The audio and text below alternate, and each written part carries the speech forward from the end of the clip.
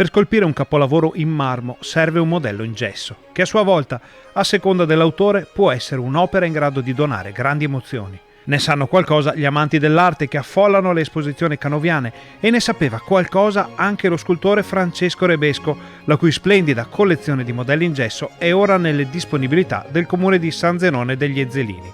Il gesso, però, è soggetto all'azione del tempo e serve di tanto in tanto un'approfondita azione di restauro.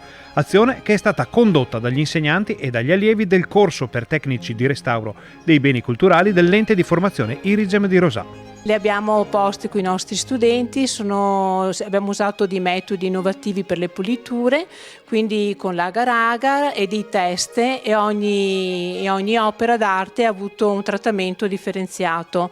I 10 studenti del corso hanno ricevuto l'onore e l'onere di condurre interamente il restauro dalle fasi preliminari sino alla conclusione. Sono molto soddisfatta dell'intervento di restauro che abbiamo effettuato qui a scuola. È stato un intervento molto impegnativo perché il manufatto arrivato in sede era fortemente degradato, quindi abbiamo dovuto progettare insieme, decidere insieme il percorso da intraprendere. Nel laboratorio dell'Irigem sono giunti anche gessi molto degradati dall'azione degli anni e delle intemperie. C'erano anche delle colate di malta per dei lavori che erano stati effettuati di ristrutturazione, il gesso non era stato protetto. Dopodiché abbiamo utilizzato l'agar, che è un materiale estremamente innovativo, che ha trovato un'applicazione molto versatile nel restauro.